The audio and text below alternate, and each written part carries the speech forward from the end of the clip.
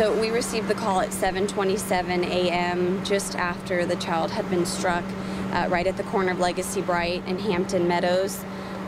She was walking with her mother and a friend. They were walking their dog, and for some reason she darted across, kind of got ahead, and was crossing the street to go to her own home when a black truck was coming down the street, not fast at all, but was unable to see her based on, you know, her height and the height of the truck. He heard something, he immediately stopped the truck, and when he looked behind, he could see the child in the street. At that point, the mom realized the child had been struck and ran out, kind of scooped her up and off onto the sidewalk. The driver of the truck remained on scene, has completely cooperated. The child at that time was transported to St. Joseph's Hospital South, but unfortunately there was nothing they could do and she succumbed to her injuries. So we're in the process of notifying next of kin, and once that happens we can release her information. We can tell you it's a 3-year-old girl and that lived in this neighborhood. The driver, though, from everything that your investigators know right now, had no reason to have been able to see this.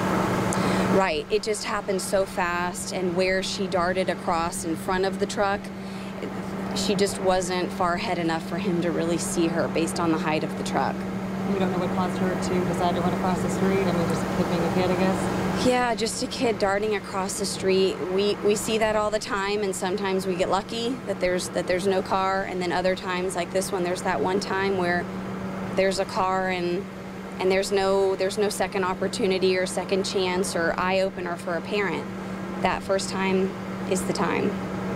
Can you sort of walk us through, like, the way that you did, kind of the trajectory of the car, which way it was going? Just feel free to point. Sure. So the mom was walking the dog, and the child, they were walking this way, and she dropped her sippy cup right there at the corner, and diagonally was walking to her home, and the truck was coming straight down this street. He was right about where those cones are when he struck her, and he said he didn't see anything. He heard something, so where he stopped his truck is where he stopped to turn around to see what the noise was. An adult woman was taken away in an ambulance. Was that the mom? I'm not sure. I don't have that information right now as to who was taken away in an ambulance. Have you spoken with any of the family members or any of the neighbors as to how they're reacting? Our deputies have. They've investigated the mother, and they described her as inconsolable, as you can imagine, any parent going through this. We're having some trouble notifying next of kin, and there are siblings involved that are at school, so we want to take our time and notify them the way they should be notified, so we're waiting until a parent can do that. That's not something that you want to tell a child. The deputy wants to have to tell a child or a detective or a stranger, so we're waiting for them to be told in the right manner, and then we'll release our information. What words of wisdom do you have in a situation like this for parents and families? I think as a parent myself, I can use my own advice. There's always that time where you think this isn't going to be the time, or there's many other times where my kid has walked straight to the car like I've asked him to, or straight to the mailbox, or walked alongside the dog. You have to anticipate those moments that they're not going to do what you've asked them to do, or they're not going to do what they usually do. And take those extra steps. So if that's, holding them by the hand, putting them in a wagon, putting them in a stroller, I mean, after the fact, I'm sure there's a lot of things the mother realizes she could have done.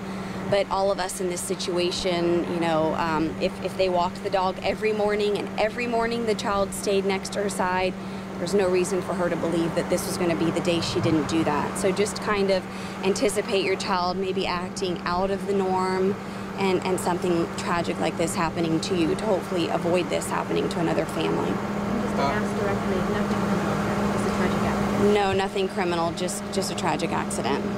Taking us back by the whole thing, you kind of said you're a parent yourself.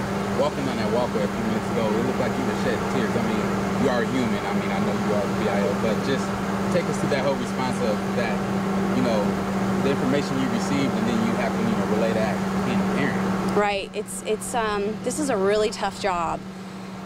Everything in law enforcement is kind of tough, from the 911 call takers to the detectives and the deputies that have to arrive on scene and face those victims or face the parents. But yes, I was talking a moment ago with the detective that had to interview the mom and went inside the home and looked at those pictures, and you put yourself in those positions. We are people with children, and at the end of the day, even if you don't have children, you're human. There is a child that is now gone, and it was just something that occurred in a split second. So I know it hit very close to home for me. My son lately has been darting down the street, and there's an age for children that the more you yell their name, the faster they run.